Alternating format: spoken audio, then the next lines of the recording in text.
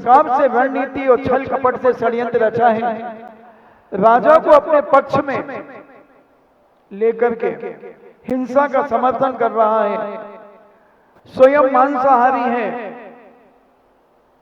और राजा को भी उसी गर्त में घसीटने का प्रयास कर रहा है। एक कन्या से उसका पाणी ग्रहण कराकर राजा का भी धर्म परिवर्तन करा दिया गया है। अकलंग कहते हैं, क्योंकि अकलंग तो वैसे ही चोट खाए बैठे हुए थे। अकलंग ने कहा, मां चलो मैं उसी से बात करूंगा।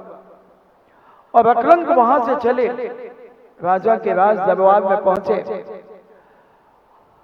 और राजा ने उन्हें बड़े सम्मान के साथ उच्च आसन दिया और कहा कि ब्रह्मचारी जी राज दरबार में कैसे पधारे।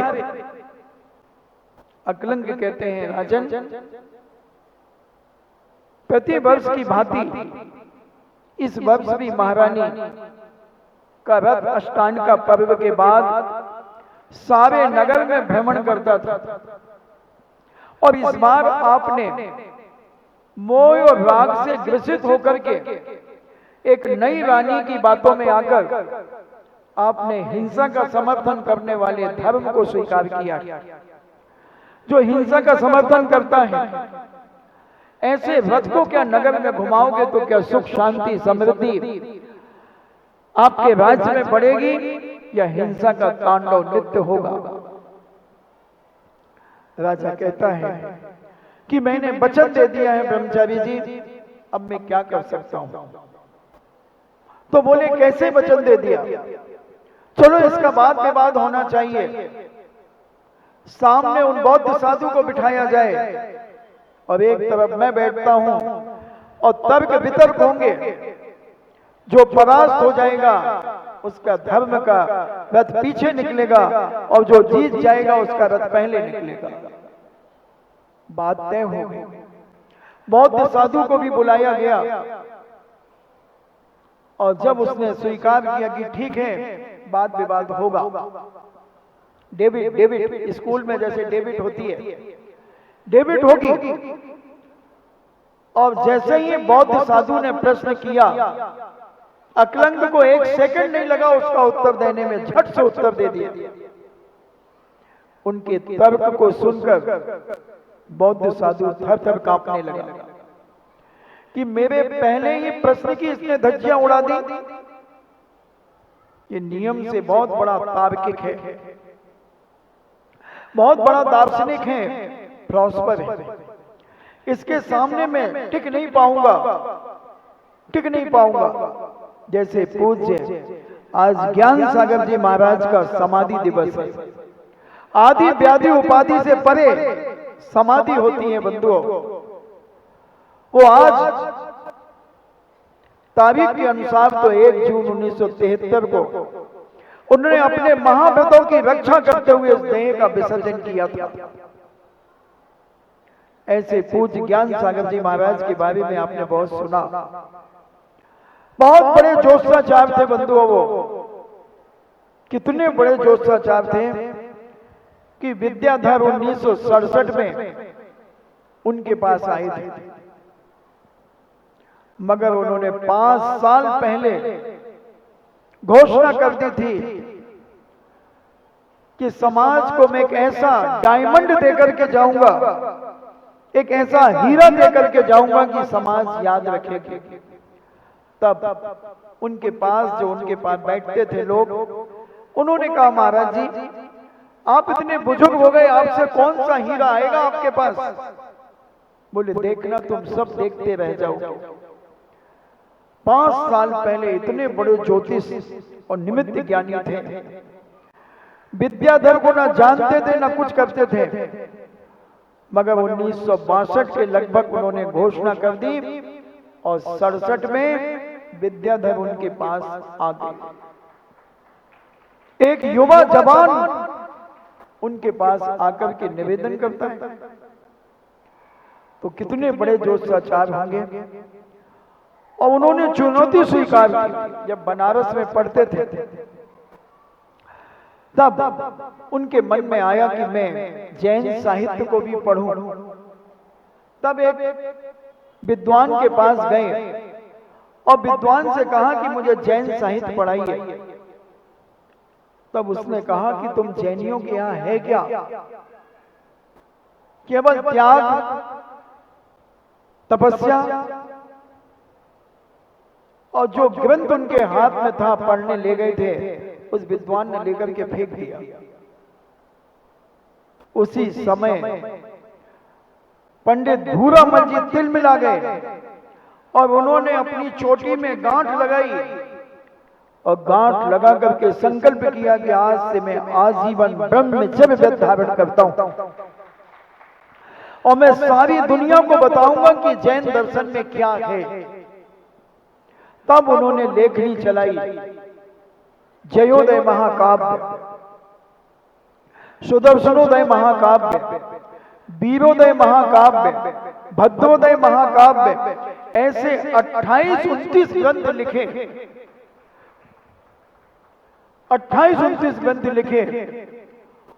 और बाकी तो महाराज ने सुनाया जब 1975 में 1995 में जब किशनगढ़ के अंदर जयोदय महाकाव्य के ऊपर गोष्ठी हुई तो मंडन मिश्र आदि जैसे कुलपति, बड़े बड़े जैनेतर विद्वान अहमदाबाद से, दिल्ली से, इलाहाबाद से, अनेक अनेक जगह से लगभग 125 विद्वान जब वहां उपस्थित हुए। एक गौतम ऋषि बहुत बड़े वैष्णव के विद्वान थे। जब उन्होंने जयोदय काव्य के ऊपर लेख लिख करके लाए, उन्होंने कहा कि कहां है वो पंडित भूरामल जी जिन्होंने जयोदय जैसा महाकाव्य लिखा। ऐसे महान विद्वान को मैं अपनी आंखों की पलकों पर चलाऊंगा। ये जैन समाज को मैं कभी माफ नहीं करूंगा कि इतने बड़े विद्वान को वो छुपा करके रखे रहे। बहुत बड़ी चुनौती दी बंधु उन्होंने। जैनेतर विद्वान तो इतने प्रभावित हुए उनके साहित्य से। 800 साल पहले जो हर्ष, बांग आदि जो बड़े बड़े विद्वान हुए, उनके टक्कर का साहित्य ज्ञान सागर जी महाराज ने 20वीं शताब्दी में लिखा। जो साहित्य 800 साल पहले लिखा गया, उसके बराबर की टक्कर का साहित्य संस्कृत में उन्होंने ऐसा श्रृंगार रस बंधु, शेक्सपियर भी वहां फेल है। लोग शेक्सपियर के उपन्यास आदि पढ़ते हैं और कहते हैं उसने इतना रागान्वित किया है, मगर ज्ञान सागर जी के दीक्षा के पहले उन्होंने ब्रह्मचारी अवस्था में जयोदय महाकाव्य में इतना श्रृंगार है बंधु, इतना श्रृंगार है। सुदर्शनोदय में इतना श्रृंगार है। ऐसा साहित्य जब उन्होंने लिपिबद्ध किया और आज भी कई कॉलेजों में वह चल रहा है। ज्ञान सागर जी महाराज एक बड़े क्रांतिकारी थे, बहुत बड़े क्रांतिकारी थे और बिल्कुल ईंट का जवाब पत्थर से देने की ताकत रखते थे। बहुत बड़े दार्शनिक थे। उनका साहित्य जरूर पढ़ना चाहिए जो साहित्य में रुचि रखते हैं, जिसको साहित्य के प्रति प्रेम है, तो ज्ञान सागर जी महाराज का साहित्य पढ़ना चाहिए। हजारों की तादाद में ग्रंथ छपे और भारत की सारी यूनिवर्सिटियों में उन्हें रखे गए। और ज्ञान सागर जी महाराज के जयोदय महाकाव्य के ऊपर सुदर्शनोदय, वीरोदय आदि और भी मुनि निरंजन शतक, बहुत सारे ग्रंथ उनके, कर्तव्य प्रदर्शन, एक 81 कहानियों की एक छोटी सी पुस्तक, बड़ी शिक्षाप्रद, नीतिपरक कहानियों के द्वारा उन्होंने संबोधन दिया। मानव, पवित्र मानव जीवन, एक छोटी सी पुस्तक उन्होंने लिखी। ऐसा साहित्य उनका बंधु बहुत उपलब्ध है, सांगानेर से प्राप्त होता है। उसे जरूर पढ़ें और अपने परिवार को कैसे व्यवस्थित और सुरक्षित करें, ऐसी रक्षा उन्होंने साहित्य की।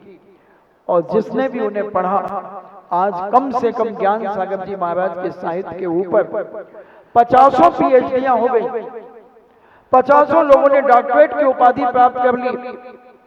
ऐसे पूज्य ज्ञान सागर जी महाराज ने आज 10:20 पर अपनी इस देह का विसर्जन किया था। आदि व्याधि उपाधि से परे उन्होंने अपने शरीर को छोड़ा था और अपना आचार्यत्व पद, आचार्य का पद अपने ही शिष्य पूज्य मुनि विद्यासागर जी को दिया था 22 नवंबर 1972। और विद्यासागर जी महाराज ने जो सेवा की है, अपने गुरु ज्ञान सागर की जो भैया वृत्ति की है बंधुओं, मैं तो कहता हूं कि कोई पिता अपने बेटे के लिए 50 करोड़ रुपया भी छोड़ के चला जाए तो भी वो बेटा इतनी सेवा नहीं करेगा जो विद्यासागर जी ने अपने गुरु की सेवा की है, जिन्होंने अपनी सगी आंखों से देखा है। नसीराबाद के अंदर, अजमेर के अंदर सारे लोग दांतों तले उंगलियां दबाते थे। विद्यासागर जी कब सोते थे, कब जागते थे, कब आहारचर्या करने जाते थे, कुछ पता नहीं। हर क्षण अपने गुरु के पास रहते थे। अपने हाथ की तकिया बनाकर के ज्ञान सागर जी महाराज को लगाते थे। बंधुओं, विचार करना, प्रैक्टिकल करके देखना, अपनी माँ को अपनी हाथ की तकिया लगाना, देखो कैसे लगाई जाती है, कैसे लगाओगे कल्पना करना। ज्ञान सागर जी महाराज काया जीर्ण शीर्ण थी, बहुत जीर्ण काया थी, मगर गोरे नारे चट्टे ऐसे थे, बिल्कुल इन्हें भूरा मल इसलिए कहा जाता था। बहुत गोरे नारे थे बंधुओं, मगर शरीर की क्षीण काया, साइटिका की, पैरों में तकलीफ थी। और विद्या सागर जी महाराज ने जो इनकी सेवा की है बंधुओं, आज लगाना अपनी अपनी माँ को तकिया लगाना हाथ का, ऐसे हाथ लगा के सोते हैं ना, ऐसा लगा के सोना, 5 मिनट सो के देखना। ये उन्होंने महीनों 6-7 महीने तक ये सेवा की, हमेशा जागते रहते थे। ज्ञान सागर जी महाराज को समय साहब जैसा ग्रंथ सुनाया करते थे, तत्वासुर सुनाया करते थे, हर क्षण, और चला करके गलत बोलते थे। विद्यासागर जी महाराज गाथा में कहीं मिस्टेक कर देते थे, किस लिए कि गुरु महाराज अलर्ट है कि नहीं, सुन रहे हैं कि नहीं, और जैसे ही ये गलत बोलते उसी समय यूं उंगली उठा देते। संकेत दिए थे, संलेखना के समय संकेत दिए जाते हैं, या आंखों का इशारा कर देते। जब पूछा जाता कि आप सुन रहे हैं तो आंखों के पलक झपका देते कि हाँ मैं सुन रहा हूं। आप चेतन हैं तो उंगली उठा देंगे। ऐसे बहुत सारे जो निर्यापक होते हैं, वो निर्यापिकाचार अपने उस झपक के लिए बहुत सारे निर्देश देते हैं कि इस प्रकार की बात जब वो चेतन रहते हैं, होश में रहते हैं, बोलते चालते हैं, तब वो संकेत पहले से निश्चित कर देते हैं कि इस प्रकार के संकेत में आप इस प्रकार का संकेत देंगे। और ज्ञान सागर जी महाराज अंतिम क्षण तक भागचंद सोनी, जिन्होंने सोनी नसिया अजमेर की बनाई बंधु, आधा अजमेर जिनका था, बड़े स्वाभिमान से रहते थे, बग्गी में निकलते थे, बग्गी में चलते थे। अब उनके बग्गी के घोड़ों पर मक्खी तो बैठ जाए, तुम्हारे तो चेहरों पर कई बार मक्खी बैठ जाती है, उनके घोड़ों पे मक्खी नहीं बैठ सकती थी। 4 आदमी घोड़ों के ऊपर चमर डोलते रहते थे, मक्खी उड़ाने वाले लगे रहते थे। सेठ जी ने कभी अपने हाथों से कोट नहीं पहना, नौकर उन्हें कोट पहनाते थे। कभी जूते नहीं पहने उन्होंने, नौकर उन्हें जूते पहनाते थे। ऐसा भागचंद सोनी, आधा अजमेर जिनका था, बड़े स्वाभिमानी थे बंधुओं। एक भागचंद सोनी का भी संस्मरण सुना दूं। सब्जी खरीदने के लिए उनका मुनीम गया, तुरैया होती है, तुरैया गिलकी, विरुआ जानते हो ना। तो एक दुकानदार, एक किसान, एक टोकनी में, छोटी सी टोकनी थी, उसमें रखा हुआ था। तो सेठ जी का मुनीम ने कहा, भाई कितने के हैं ये? बोले 4 आने के। तो एक दूसरा मुनीम आ गया दूसरे सेठ का, वो भी अजमेर में सेठ थे। उसने पूछा विभुआ कितने का है? उसने कहा 4 आने का। भागचंद जी सेठ का मुनीम कहता मैं लूंगा पहले, वो कहता मैं लूंगा। बोले बोली लगा ले, बोली लगा ले। और बोली लगती गई 8 आना, 12 आना, 1 रुपया, 2 रुपया, ऐसे बढ़ते बढ़ते 21 रुपए में चली गई। उस समय की बोली 4 आने की चीज 21 रुपए में। मगर भागचंद सोनी का मुनीम पीछे नहीं हटा। अब उसने 21 रुपए में वो विभुआ ले लिए 4 आने के, बल्कि 2 आने के थे। और जब शाम को सेठ जी को पता चला कि मेरे मुनीम ने 2 आने के विभुआ 21 रुपए में लिए हैं, तो सेठ जी कहते हैं जो जिसने उनके दोस्त ने भड़काया कि इतनी छूट मत दिया करो मुनीमों को, 2 आने की चीज 21 रुपए में खरीद रहे, चौपट कर देंगे सेठ जी तुम्हें। सेठ जी कहते हैं चौपट नहीं, ये भागचंद सोनी का नाम रोशन किया है उसने, ये जैन समाज का नाम रोशन किया है कि जैन जो चाहे वो कर सकता है। सेठ जी बहुत स्वाभिमानी थे। मूलचंद सोनी उनके 3 पीढ़ी पहले उनके दादा थे, जिन्होंने 1825 में सोनी नस्या की स्थापना हुई थी और 1851 में उसका पंच कल्याणक हुआ था। बंधुओं बड़ा अलौकिक दृश्य है, कभी राजस्थान में जाओ तो अजमेर में सोनी नसिया जरूर देख करके आना। वहां पर त्यागी व्यक्तियों के लिए हमेशा आटा, शुद्ध बूरा, शुद्ध घी, सब कुछ फ्री मिलता था। और छाछ मिलती थी तो प्रतिदिन नियम था कि इतनी सोने की गिन्नियां उस छाछ में जाएंगी। 25 गिन्नियां एक जग भर के छाछ दी जाती थी। किसके पुण्य से किसको वो गिन्नी सोने की मिल जाए कोई भरोसा नहीं। ऐसा स्वाभिमान से वह सेठ रहता था। वो सेठ ज्ञान सागर जी महाराज की समाधि में प्रति क्षण रहते थे और देखने के लिए, दर्शन करने के लिए आए और ज्ञान सागर जी महाराज से वार्तालाप किया, तत्व चर्चा की और बड़ी बुलंदी से ज्ञान सागर जी महाराज वार्तालाप करते हुए सेठ जी ने कहा कि महाराज नमोस्तु, अब जा रहा हूं, भोजन का समय हो गया। और सेठ जी एक 7 नंबर टैंक पड़ता है नसीबाबाद और अजमेर के बीच में, 10-12 किलोमीटर का गैप होगा, 15 किलोमीटर का।